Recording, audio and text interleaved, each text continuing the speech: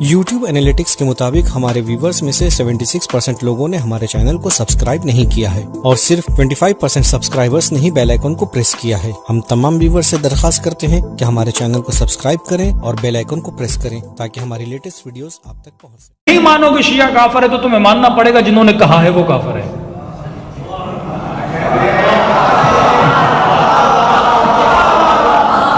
خود کہہ رہا ہے، وہ ان بڑوں کے میں نام نہیں لے رہا، یہ ناراض نہ ہو جائیں، ان کا ادھر ادھر مدرسہ نہ ہو، تو کہہ رہے جتنے بڑوں نے لکھا ہے کہ شیعہ کافر ہے، اٹھا لیجیے شروع سے لے کر آخر تک۔ اگر تم ان کی بات کو نہیں مانو گے تو لعنت اور کفر کس کی طرف جاتا ہے؟ تمہارے بڑوں کی طرف۔ تو یا شیعوں کو کافر مانو یا دوسری صورت میں بڑوں کو کافر مانو۔ تو بڑوں کو بچانے کے لیے ہمیں کافر کہہ رہے ہیں، اپنے مولویوں کو اور ملوں کو بچانے کے لیے۔ تو ہمارے شیعہ عالم دین نے اچھا کہا کہ ان کے پاس اپنی عقل نہیں ہے، یہ ہے طوطے۔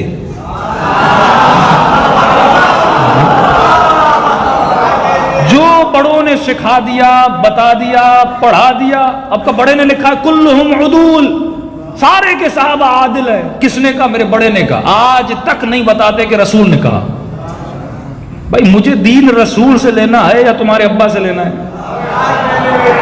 مجھے اسلام کس سے لینا ہے؟ رسول خدا سے لینا ہے نا۔ مجھے دین قرآن سے لینا ہے۔ ایک طرف قرآن کی آیت پڑھے بس سابقون سابقون اولئک المقربون، جنہوں نے پہلے اسلام لایا ان پر اللہ صلوات بھیجتا ہے، رحمت بھیجتا ہے۔ پھر سورہ منافقون کس کے اوپر ہے؟ پورا سورہ۔ تو ایک آیت پڑھتا ہے، میں پورا سورہ لاتا ہوں۔ بتاؤ اپنے بچوں کو کہ یہ سورہ منافقون کس کے اوپر ہے؟ ہمارے اوپر ہے۔ وہ اے حبیب، وہ جو تیرے ساتھ رہتے ہیں، تیرے ساتھ اٹھتے ہیں، تیرے ساتھ بیٹھتے، کیوں نہیں پڑھتے اپنے جوانوں کے لیے سورہ منافقون؟ برات کیوں نہیں پڑھتے؟ یہ میں نہیں کہہ رہا، پروردگار عالم کہہ رہا ہے۔ پھر وہاں پہ اب دیکھیں نا، ایموشنل، آج جنگ ہے، ایموشنل وار ہے نا۔ کربلا میں پوزیٹیو جو امام حسین کا قدم تھا وہ خواتین کو لانا تھا۔ خاتون ایک نازک جنس ہے، اس کے رونے سے مرد روئے گا نا کسی کا دل نہیں دکھے گا، لیکن ایک خاتون روئے تو دل دکھے گا کہ نہیں دکھے گا؟ دکھے گا۔ ایک بچی جب روتی ہے نا تو آپ کا دل دھڑکنے لگتا ہے، ارے بچی رو رہی ہے۔ کربلا میں بچیوں کو لے جانا، خواتین کو لے جانا، یہ امام حسین کا ایک پورا نقشہ تھا، کیونکہ امام جانتے تھے اگر مردوں کو قتل کر دیا جائے تو اتنا ریئیکشن نہیں ہوگا، لیکن ایک تو ان کے ظلم کو ظاہر کرنا، دوسرا یہ لوگوں کو دکھایا جائے کہ تم آج تک یہ پوچھو کہ گھر پہ حملہ نہیں ہوا تھا، پھر یہ کس کی بیٹیاں ہیں؟ زینب کس کی بیٹی ہے؟ ام کلثوم کس کی بیٹی ہے؟ سکینہ کس کی بیٹی ہے؟ کیا یہ نبی کی نواسیاں نہیں ہیں؟ کیا یہ نسل رسول سے نہیں ہے؟ آج ہوا ہے تو ظلم کل بھی ہو سکتا ہے، فکروں کو بیدار کرنے کے لیے۔ تو خواتین کا عالم اسلام اور آزاداری کو بڑھانے میں کتنا بڑا کردار ہے امام حسین نے بتایا۔ صرف خواتین کا کردار گھروں میں بیٹھ کر بچے پالنا نہیں ہے، خواتین کا ایک پولیٹیکل کردار ہے، خواتین کا ایک سوشل کردار ہے۔ وہ کیسے؟ بی بی ام البنین شہادت عباس کے بعد جنت البقیع میں بیٹھ جاتی تھی، بڑی درد بھری آہ و بکا کرتی تھی، فرماتے ہیں دل تڑپ گیا بی بی کی آواز کو سن کے۔ اس نے کہا یہ بوڑھی خاتون کون ہے جس کے رونے نے مجھے رلا دی؟ آواز آئی یہ عباس کی ماں ہے۔ کیوں جناب سیدہ روتی ہیں اور مدینے والے کہتے ہیں کہ بی بی کا رونا ہمیں سونے نہیں دے رہا؟ آمدن بی بی روتی تھی کہ دنیا کو پتا چلے جو رحم دل ہے رحم آ جائے، جو بیدار نفس مسلمان ہے اس کا وجود بیدار ہو جائے۔ ارے آل رسول پہ ظلم کیوں؟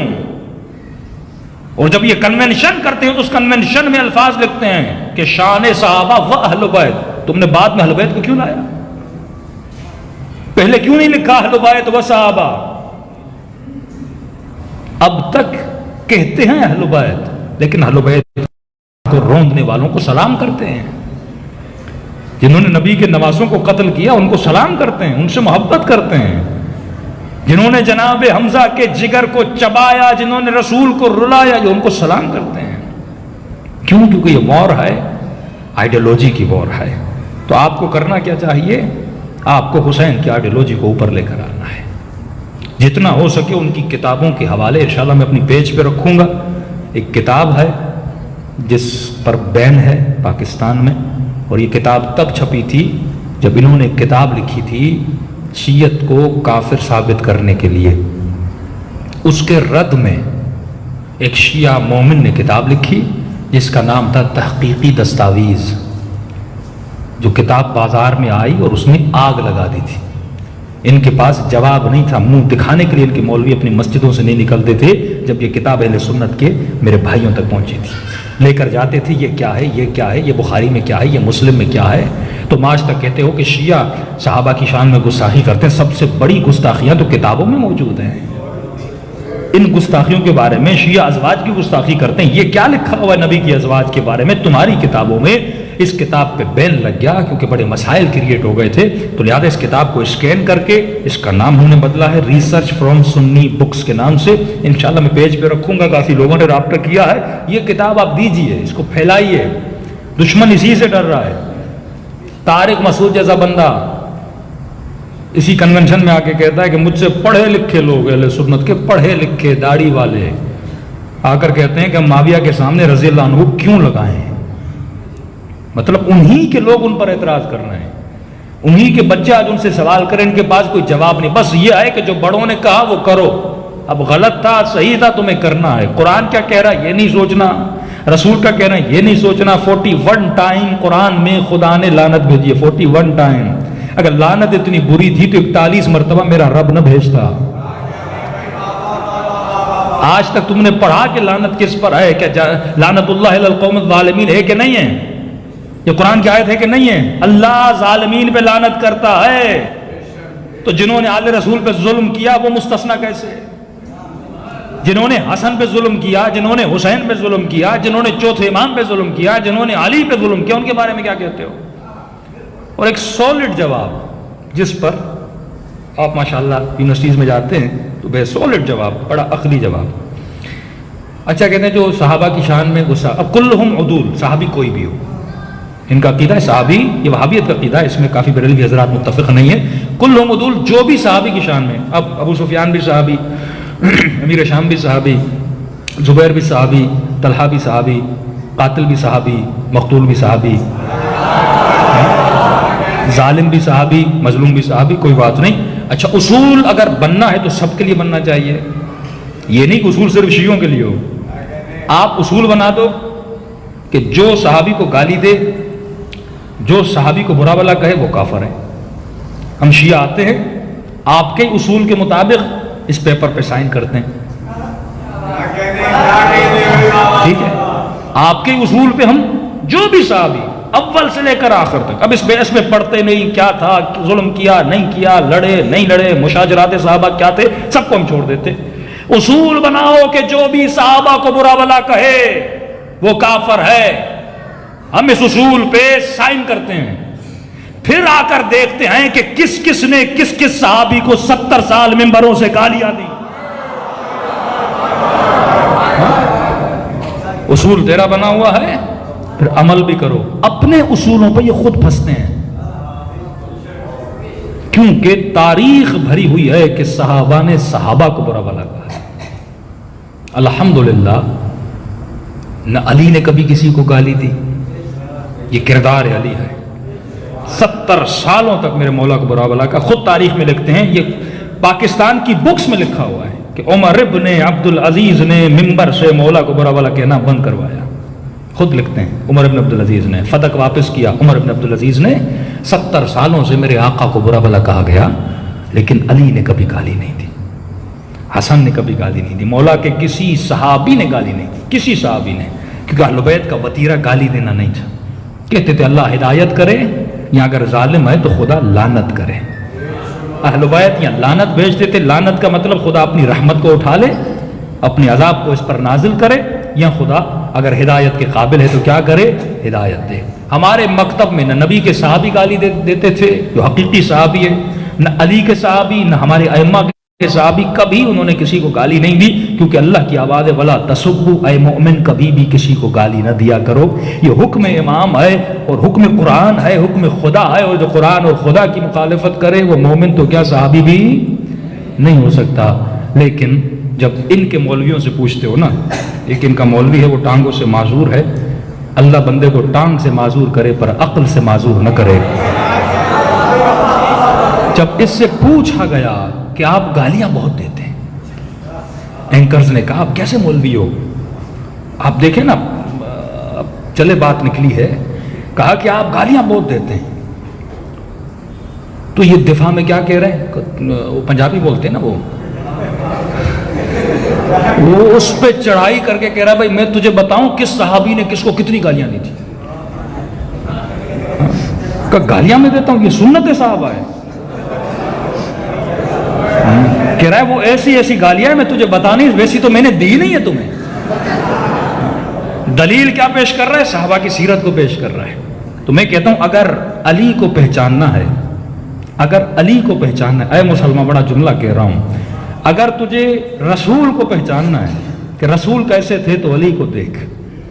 اگر تجھے علی کو پہچاننا ہے تو سلمان کو دیکھ، ابو ذر کو دیکھ، میثم کو دیکھ، قنبر کو دیکھ، آج کے زمانے کے خمینی کو دیکھ، بہجت زماں کو دیکھ، شہید عارف حسین الحسینی کو دیکھ، شہید صفت جعفر کو دیکھ. یہ کس کے ماننے والے ہیں؟ یہ علی کے ماننے والے ہیں. اور ان کے ماننے والوں کو دیکھنا ہے تو عمرو بن عاص کو دیکھ، آگے بڑھوں بن سلمان کو دیکھ، ابو ظبی کے رؤساء کو دیکھ، ان کے بادشاہوں کو دیکھ. آپ دونوں کے پیروکاروں کو دیکھیے کہ نور کہاں نظر آتا ہے اور ظلمت کہاں نظر آتا ہے.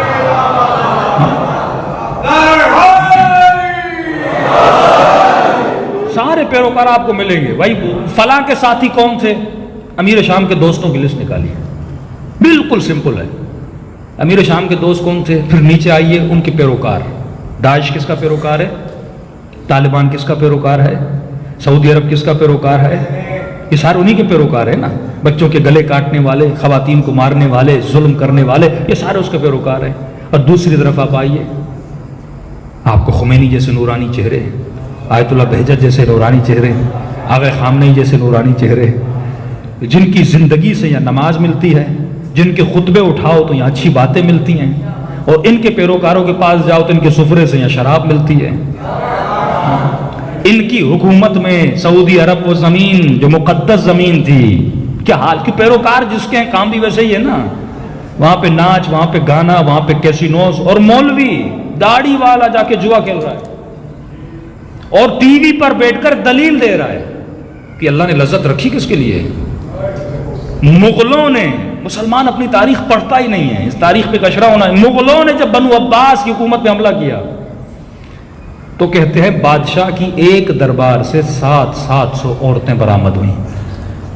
کس اسلام میں جائز ہے 700 عورتیں؟ 700 نکاح ہو سکتے ہیں؟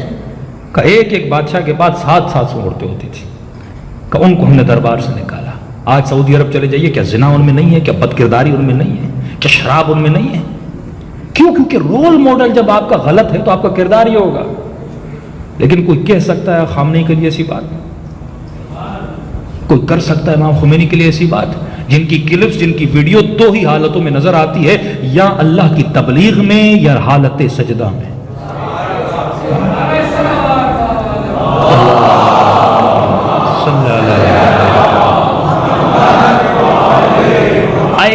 ایسی کثافتیں، نجاستیں ان کی تاریخ میں ہیں کہ ہم ممبر سے بیان نہیں کر سکتے. کہ عباسیوں کے جو مفتی تھے، مفتی جو مولوی تھے، امام جمعہ جماعت، قاضی القضات، وہ لواط کی بیماری میں مبتلا تھے. اور جب لوگ ان پر اعتراض کرتے تھے یہ گناہ، اس کے لیے معصوم فرماتے ہیں جو اس گناہ میں مبتلا ہے یا اسے زندہ جلایا جائے یا زندہ مارا جائے یا اوپر والی جگہ سے نیچے پھینکا جائے. وہ گناہ جس کے لیے خدا نے پوری قوم کو مسخ کر دیا کہ اس گناہ میں مبتلا ہو. قاضی القضات. آدمی گناہ کرتا، اپنے گناہ پہ شرمندہ ہے، پشیمان ہے، توبہ کرتا، یہ الگ بات ہے، لیکن اپنے گناہ کا دفاع کرے کہ جو میں کر رہا ہوں صحیح کر رہا ہوں. منبر پہ جاتے تھے اور لوگوں کو کہتے تھے دیکھو تم قرآن پڑھتے ہو تو قرآن میں حور کا ذکر بھی ہے نا. لوگ کہتے تھے ہاں حور بھی ایک لذت کے لیے ہے. کہ دیکھو پھر وہاں پر غلمان کا ذکر بھی ہے تو وہ بھی تو کسی لذت کے لیے ہے. اشارہ دیتے تھے اپنے گناہ کی طرف، یعنی جواز گناہ نکالتے تھے قرآن سے. یہ مفتی تھے بنو عباس کے حکمرانوں کے. حسین نے تمہیں کس نجاست سے بچایا ہے؟ شیعہ قوم فخر کیا کرو کہ آج مسلمانوں میں ایک قوم کا سر بلند ہے کہ ہم علم اسلام کو اٹھا کر کھڑے ہیں. آج تک کوئی نہیں کہہ سکتا کہ شیعہ ظالم ہے. یہ کہتے ہیں کہ یہ مظلوم ہے لیکن نہیں کہتے یہ ظالم. ہم نے کسی پہ ظلم نہیں کیا. جہاں جہاں کائنات میں کسی مظلوم کی آواز آتی ہے اس مظلوم کی مدد کے لیے اگر کوئی قوم نکلتی ہے وہ شیعہ قوم ہے. فلسطینیوں کی مدد کون کر رہا ہے؟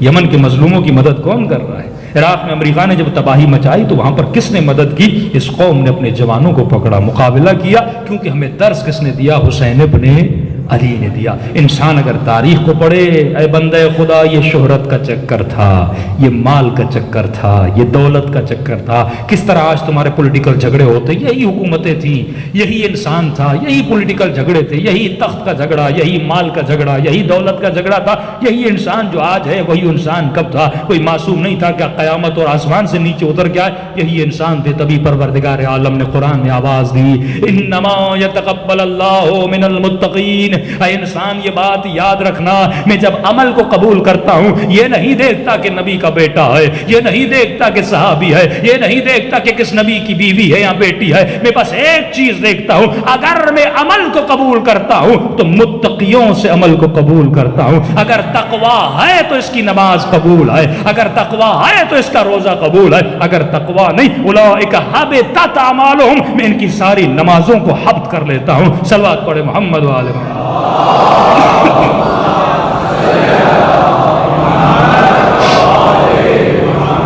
وَأَجِّلْ فَرْجَمْ. خلاصہ کلام کہ تقریریں سنی ہیں انہوں نے, کتنی تقریریں کی ہیں. جب طارق مسعود تقریر کرنے آیا, اس سے پہلے اورنگزیب فاروقی نے تقریر کی, 40 منٹ تقریر کی اس انسان نما حیوان نے, اور ایسی تقریر ایموشنل کی اس نے کہ ان کے سارے مفتی رونے لگے, مگر مچھ کے آنسوں بہا رہے تھے. ایسی تقریر. میں سوچنے پر مجبور ہوا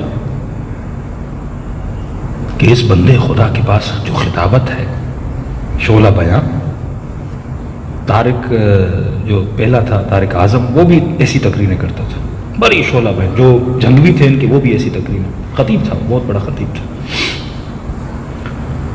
چند سیاسی پارٹیز کے لیڈرز, آپ کو پتہ ہے خطابت ان میں, تو خطابت جو انسان کو ایموشن بناتی ہے نا, ایموشنل کر دیتی. یعنی 40 منٹ اس نے ایسی تقریر کی, اس نے مولویوں کو رلا دیا. مولوی بڑا سنگ دل ہوتا ہے. مفتیوں کو, طارق مسعود رو رہا ہے, سارے رو رہے ہیں. میں پریشان تھا کہ جو آدمی اپنی تقریر سے مفتی کو رلا دے وہ عوام کا حال کیا کرتا ہوگا. تصور کر سکتے ہیں آپ کہ کسی گاؤں میں چلا جائے اور ایسی تقریر کر دے, سادہ سا جوان, سادہ سا مسلمان, نہ تاریخ پڑھی, کچھ نہیں پتا اس کو, وہ شیعہ یہ شیعہ وہ, ایسی تقریر کرے. وہ تو اسی وقت کہے گا بتاؤ خودکش بم حملہ کہاں کرنا ہے, ابھی بتاؤ کس شیعہ کو مارنا ہے, کس مسجد میں جا کے خود کو پھوڑنا ہے. کیونکہ ایموشنل تقریر تھی نا. یعنی جو اپنے مفتی مولویوں کو رلا دے وہ عوام کا حال کیا کرتا ہوگا. ایسے لوگ انہوں نے بنائے کہ لوگوں کا برین واش کریں, حقائق کو چھپائیں, مگر مچھ کے آنسو بہائیں اور رو کر بتائیں کہ بھائی ہمارے ساتھ کیا ظلم ہو گیا. ان کو یہ تو نظر آتا ہے ابو سفیان کے ساتھ ظلم ہو گیا, لیکن کربلا میں حسین نظر نہیں آتے, جناب حمزہ کا جنازہ نظر نہیں آتا, جناب ابو ذر غفاری کو جب شہر بدر کیا کیا وہ نظر نہیں آتا. نبی کا ایک صحابی ہے, اس منبر سے سنانا چاہیے, اس کو مارا گیا, مارنے کے بعد اس کی بیوی کے ساتھ زیادتی کی گئی. یہ حاکم وقت کا بھیجا ہوا والی تھا. کیوں؟ کیونکہ وہ بیعت نہیں کر رہا تھا, حضرت علی کا ماننے والا تھا. یہ سارے قصے محمد علی مرزا نے سنائے ہیں, تبھی تو اس کو بھی کہتے ہیں یہ شیعہ بن گیا ہے. جو بھی حق کی بات کرے کہتے ہیں یہ شیعہ ہے. کم از کم اتنا تو پتا چلا کہ حق شیعوں کے ساتھ ہے.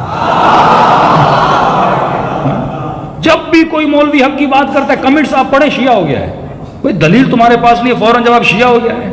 میں بخاری پڑھ رہا ہوں کہہ رہا ہوں شیعہ ہو گیا, تو بخاری پھر شیعہ ہے. میں مسلم پڑھ رہا ہوں کہہ رہا ہوں شیعہ ہو گیا, پھر مسلم میں طبری پڑھ رہا ہوں کہہ رہا ہوں شیعہ ہو گیا ہے. بھائی تمہاری کتابیں ہیں, تمہیں سنا رہا ہوں, تم کہ تو شیعہ ہو گیا ہے. علمی ماحول ہونا چاہیے. اتحاد بین المسلمین کا مطلب کیا ہے کہ گالم گلوچ نہ کرو, بے احترامی نہ کرو, ان کے مقدسات کی توہین نہ کرو, لیکن علمی ماحول اپنی جگہ پر ہے. علمی تقریر, حوالے والی تقریر ہونی چاہیے. کہاں سے بات کر رہا ہوں, ریفرنس کیا ہے, اگر جواب ہے تو جواب دیں، جھگڑا تو ہے ہی نہیں۔ یہ تو 87 میں ضیاء الحق نے ایک بیماری پاکستان میں لائی کہ پہلے پاکستان میں لیگلی مناظرہ ہوتا تھا، لیگلی 2 جج بیٹھتے تھے اور دونوں مناظروں کو سنتے تھے، آخر میں فیصلہ سنا دیتے کہ مناظرہ کس نے۔ ایسے تو شیعت نہیں بڑھی، یہ 88 تک اتنی پاکستان میں شیعت بڑھی، پورے انٹیریئر سندھ میں شیعت بڑھی اسی وجہ سے کیونکہ علمی مناظرے ہوتے تھے۔ اب انہوں نے دیکھا اگر مناظرے ہوتے رہے تو شیعہ تو کسی مناظرے میں آج تک ہارا نہیں ہے، اور اگر کوئی ہار بھی گیا ہے وہ یقیناً زیادہ پڑھا لکھا تھا نہیں، ورنہ دلائل اتنی شیعوں کے پاس ہیں، عقلی دلائل، نقلی دلائل، احادیث کی دلائل اتنی موجود ہیں کہ ہماری پیٹھ تو پہاڑ سے زیادہ مضبوط ہے۔ اب انہوں نے کہا مناظرہ بند کر دو، پاکستان میں مناظرے پہ قانونی بین لگا۔ حالانکہ اگر آج تک مناظرہ ہوتا، شیعہ سنی میں جھگڑا ہوتا ہی نہیں، تفرقہ ہوتا نہیں، قتل و غارت کبھی نہ ہوتی اگر مناظرہ بحال ہوتا، لیکن انہوں نے مناظرے کو بند کر دیا۔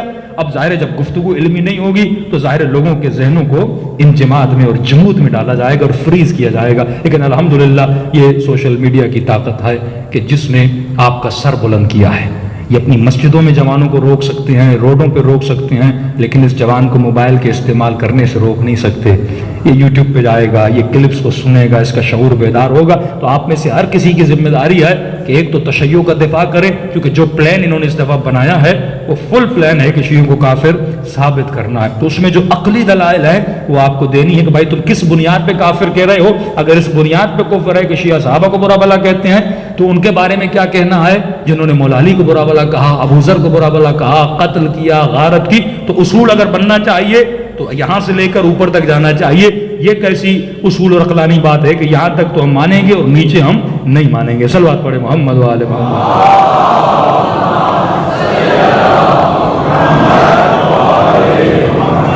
وَأَجِّلْ فَرَجَهُمْ بنو امیہ اہل بیت کے ماننے والوں کو ختم نہ کر سکے، بنو عباس ختم نہ کر سکے۔ تو یہ آج کل چھوٹے موٹے دشمن، لیکن اس زمانے میں ایسے شیعہ موجود تھے۔ ایک شخص ہے، نام ہے اسماعیل حمیری، یہ خزانچی ہے امیر شام کا۔ دیکھیے انسان کفر ظلم کے ساتھ رہ کر بھی علی والا رہ سکتا ہے، لیکن تب جب اس کا معاد مضبوط ہو، اس کی قیامت ثبات قدم مضبوط ہو۔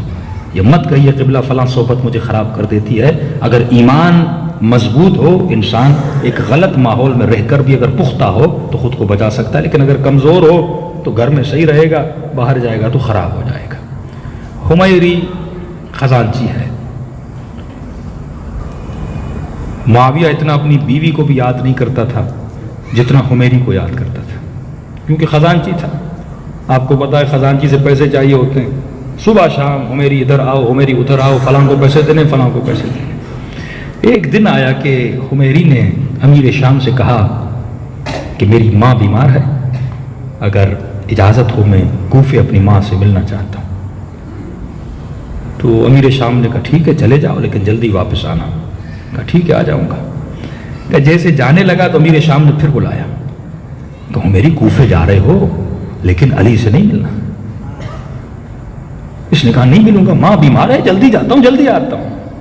پھر نکلنے لگا، پھر بلایا کہ دیکھو حمیری کوفے میں میرے بڑے جاسوس ہیں، ایسا نہ ہو کہ تو علی سے ملنے جائے، تجھے نہیں پتا یہ بنو ہاشم بڑے جادوگر ہے کہ جو بھی ان کے پاس جاتا ہے کہ اسے اپنا بنا لیتے ہیں۔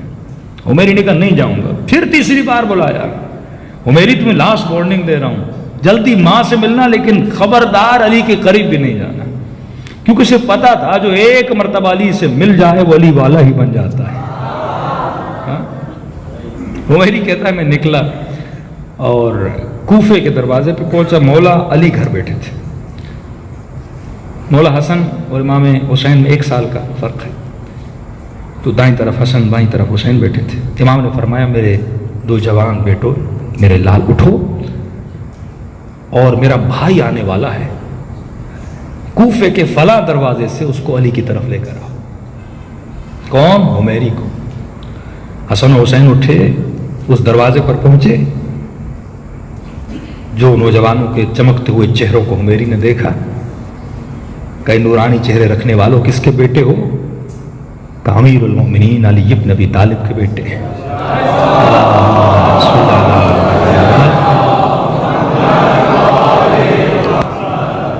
ان دونوں کو لے کر آئے اور امام کے گھر میں پہنچے. مولا اٹھے, بڑا استقبال کیا, حمیری کو سینے سے لگا ہے. تو امام فرماتے حمیری کہیں ایسا تو نہیں تو فلاں کی دربار میں جا کر علی کو بھول چکا ہے؟ کہتا مولا آپ ابھی آرڈر کرے, میں شام کو چھوڑ دوں گا. اگر میں وہاں پر موجود ہوں تو آپ کے کہنے پر موجود ہوں. ایسے ایسے مولا کے اصحاب تھے جو جہاں پہ موجود تھے. ہارون مکی کا آپ نے نام سنا ہوگا. بہت سارے ایسے لوگ جو وہاں پر موجود تھے. کہ مولا میں کیسے, اب اس نے بڑے القابات دیے. مسائل نے آج کل بڑے سوشل میڈیا پہ القابات نہیں گنواؤں گا, بڑی عزت افزائی کی, حوصلہ افزائی کی اس نے میرے شام کی. اور کہ مولا جب تک آپ کہیں گے میں وہاں رہوں گا, اگر آپ نہ کہیں گے میں ابھی آپ کی خدمت میں. کہ مولا میں آپ کی جوتی کو بھی کسی کے برابر نہیں سمجھتا. کہاں آپ اور کہاں وہ. یہ کہنے کے بعد امام نے کہا نہیں, ہمارا حکم ہے تم وہیں پر رہو اور ہمارے شیعوں کی نگہداری کرو. معصوم نظام ظلم میں اپنے لوگوں کو بھیجتے تھے اور اس شرط پہ اجازت دیتے تھے کہ تم ظالم کے پاس کام کر سکتے ہو یا ظالم حکومت میں نوکری کر سکتے ہو, اس شرط پہ کہ تم ہمارے چاہنے والوں کی مدد کرو. وَأَحْيَا أَمْرَنَا, اور ہمارے امر کو زندہ رکھو. اس پہ میں کل آؤں گا. اور جیسے نکلنے لگا, اس واقعے بتانے کی اصل وجہ پہ بھی آ رہا ہوں. جیسے امام کی دربار سے نکلنے لگا, امام نے فرمایا اے حمیری تمہیں ایک خوش خبری دوں, ایک سعادت بھری خبر دوں کہ جو خبر کسی کے نصیب میں نہیں ہے اللہ نے تمہارے نصیب میں رکھی ہے. کہ مولا بتائیے.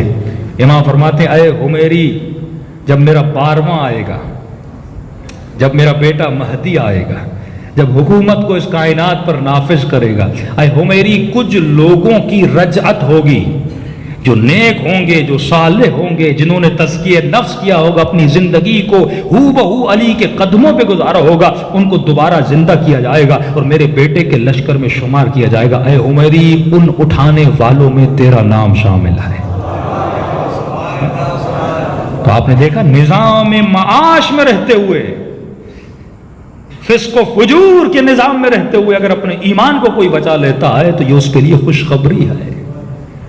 اگر کوئی ظلم میں رہتے ہوئے, اگر کوئی ڈپریشن میں دنیا کے مسائل میں گرتے ہوئے, جو رشوت کا ماحول ہے, جو حرام خوری کا ماحول ہے, اگر اس میں رہتے ہوئے اپنے قدم کو ثبات قدم عطا کرتا ہے تو مولا اسے خوشخبری دے رہے ہیں اے جوان اگر مر بھی جاؤ گے تو گھبرانے کی ضرورت نہیں ہے, تجھے مالک اشتر کی طرح اٹھایا جائے گا اور مہدی کے لشکر میں شمار کیا جائے گا. وہ امام زمانہ جس کا ذکر جب مولا علی کرتے تھے تو مولا کی آنکھوں سے آنسو نکل آتے تھے. جب اصحاب پوچھتے تھے کہ یا علی آپ رو کیوں رہے ہیں, تو مولا فرماتے تھے شوقاً لرؤیت, اس کو دیکھنے کی خواہش میں علی رو رہا ہے, جس کے لیے انبیاء آرزو کرتے تھے کہ ہم اس کے لشکر میں شامل ہو جائیں, جس کے لشکر میں شمولیت کی سعادت رسول خدا کے لشکر کی شمولیت کی سعادت سے برتر ہے, کیونکہ وہ لشکر پوری کائنات میں نظام مصطفیٰ کو نافذ کرے گا. اب اس کے اصحاب کی ویلیو کیا ہوگی آپ کے تصور سے باہر ہے. تو انسان تو صحابی امام زمانہ بننے کے لیے آیا,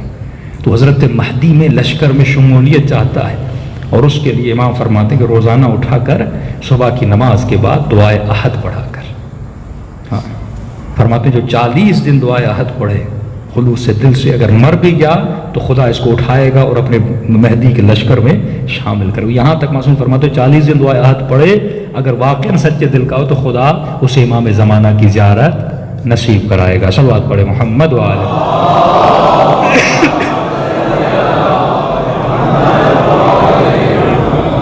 دلوں کو کربلا لے جائیں, سلام کریں ان بیبیوں پر, ان جوانوں پر, ان ماؤں پر جنہوں نے اپنے بچے راہ خدا میں قربان کی. فرماتے رات کا اندھیرا تھا, مولا حسین خیام حسینی سے گزر رہے تھے, اتنے میں امام نے کسی بی بی کے رونے کی آواز سنی. جب غور کیا تو دیکھا یہ رباب ہے. جذبہ ایمانی تو دیکھو, رو کے اپنے اصغر سے باتیں کر رہی ہے. وہ کہہ رہی ہے علی اصغر کل قاسم کی ماں قاسم کو قربان کرے گی, اکبر کی ماں اکبر کو قربان کرے گی, لیکن میرے لال تو اتنا چھوٹا ہے تلوار بھی نہیں اٹھا سکتا, میں حسین پہ کیا قربان کروں گی. اور واللہ اس بی بی نے سب کچھ قربان کر دیا. 1 سال زندہ رہی, کبھی سائے میں نہیں بیٹھی, جب مولا کہتے تھے سائے میں آ جائیے، کہتی تھی میرے حسین کا جنازہ دھوپ میں پڑا تھا۔ جب پانی پینا نصیب بھی ہوا تو گرم پانی پیتی تھی، کہتی تھی میرے حسین کو پیاسا مارا گیا، میرے اصغر کو پیاسا مارا گیا۔ ہم تو سن کے چلے جاتے ہیں، لیکن میری جان قربان امام زمانہ پر وہ فرماتے ہیں صباحاً و مساء، اے میرے دادا حسین صبح شام میں آپ کے غم پہ روتا ہوں۔ مومن نے سوال کیا کہ مولانا وہ جو خون بھرا کرتا تھا بی بی زینب کے پاس جو اماں کی قبر پہ رکھا تھا وہ کہاں ہے؟ میں نے کہا امام کے جملے سے سمجھ میں آتا ہے وہ کرتا امام زمانہ کے پاس ہے۔ جو فرماتے ہر روز میں اپنے دادا حسین کے خون بھرے کرتے کو دیکھ کر روتا ہوں، اور یہی وہ کرتا ہے جو جناب سیدہ قیامت کے دن لے کر آئے گی۔ ٹوٹا ہوا پہلو ہوگا، ہاتھ میں حسین کا کرتا ہوگا، دوسرے ہاتھ میں حسن کے جگر کے ٹکڑے ہوں گے کہ خدایا میرے بچوں نے اس امت کا بگاڑا کیا تھا کہ انہوں نے میری پوری نسل کو شہید کر دیا۔ آپ کا وجود دعائے زہرا کا وجود ہے کہ آپ وہ قوم ہیں جسے خدا نے خلق کیا، جو حسین کے نام کو بلند کر رہے ہیں۔ دلوں کو کربلا لے جائیں اور سلام کریں اپنے غریب مولا کو، ایسے سلام کریں جیسے زینب نے سلام کیا۔ السلام علی الحسین وعلی علی ابن وعلی اولاد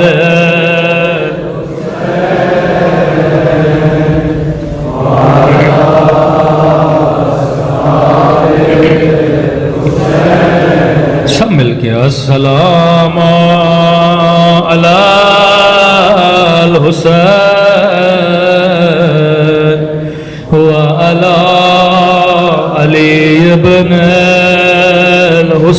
الحسین وعلی اولاد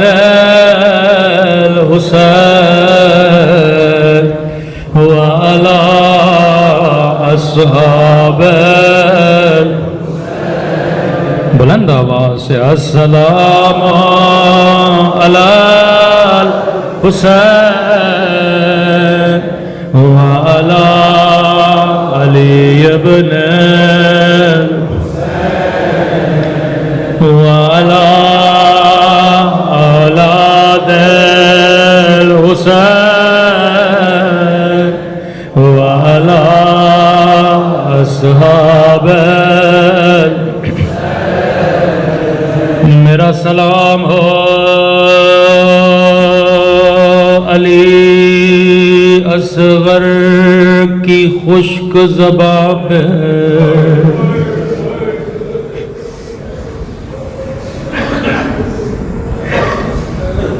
میرا سلام ہو عباس کے کٹے ہوئے بازوؤں پہ، میرا سلام ہو سکینہ کے زخمی کانوں پہ، میرا سلام ہو خاک و خون میں آلودہ اس سر پہ، میرا سلام ہو ان کٹی ہوئی رگوں پہ جن پہ سکینہ بوسہ دے رہی تھی، میرا سلام ہو اس باپ پہ جس کے سر کے بال سفید ہو گئے۔ راوی کہتا ہے میں نے حسین کو قاسم کے لاشے پہ بھی دیکھا تھا، میں نے حسین کو اصغر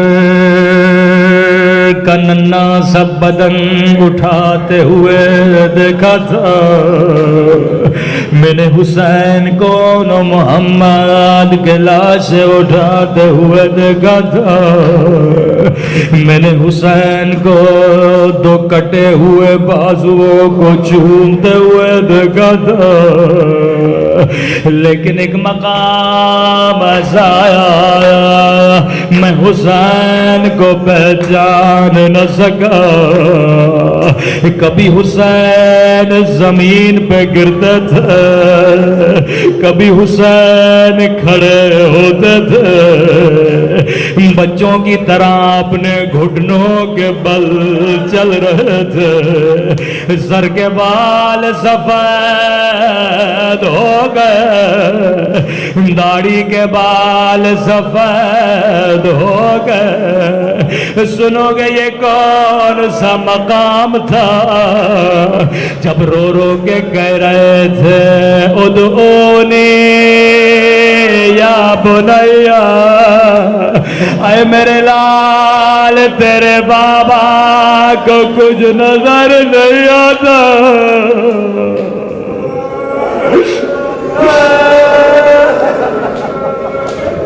اے علی اکبر بابا کو آواز ہو، بوڑھا باپ ہے جواب بیٹے کا لاشا ہے۔ اکبر کی آواز آئی یا ابتا الہیا الہیا، او بابا میری طرف آ۔ اکبر بابا کو آواز دے، تیرے بابا کو کچھ نظر نہیں آتا۔ قربان حسین تیری مظلومیت میں اللہ کسی باپ کو جواب بیٹے کا لاشا نہ دکھائے۔ جیسے اکبر کے لاشے پہ پہنچے، اکبر نے کہا بابا العطش،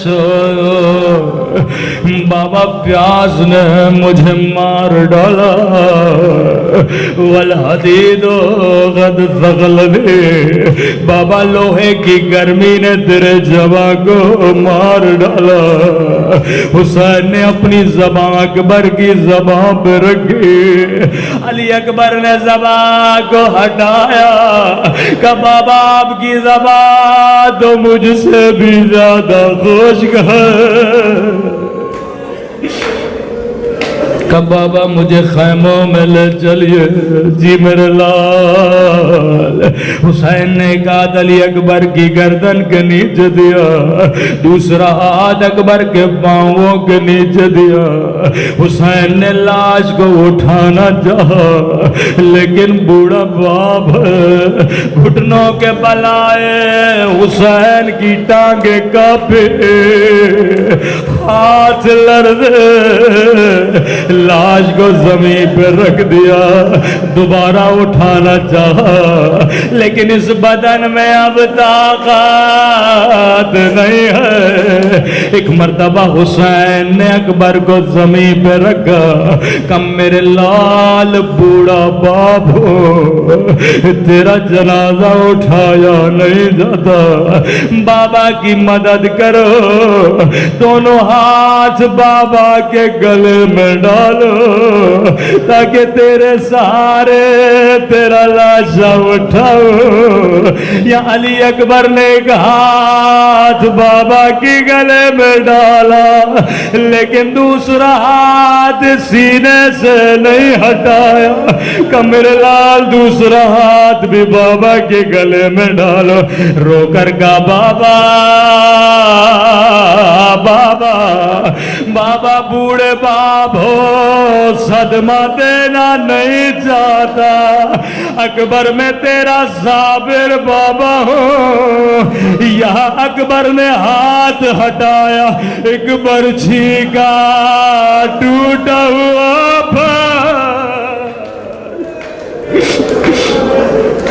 علی اکبر کے سینے میں تھا. حسین نے لاش کو زمین پر رکھا, ایک ہاتھ اکبر کی برچھی میں ڈالا, دوسرا ہاتھ سینے پہ رکھا. یہاں برچھی کو نکالنا چاہا, نگاہیں آسمان کی طرف بلند کی, رو کر کہا نانا رسول خدا آپ بھی آئیے, او دادا ابراہیم کو بھی لائیے, آ کر دیکھیے کہیں میری آنکھوں پہ پٹیاں تو نہیں, میرے اسماعیل کے پاؤں تو نہیں بندے. ایک مرتبہ برچھی کو کھینچا, اکبر کا لاشا تڑپا, خیمے کے در سے آواز آئی حسین ٹھہر جا, حسین ٹھہر جا, میں زینب بھی آتی ہوں. ساتھ مل کے لاش اٹھاتے ہیں. یا حسین نے فرمایا زینب میرے ہوتے ہوئے خیمے سے نہ نکلنا, ارے میں نے تمہارے پردے کی خاطر اپنے اکبر کو قربان کیا.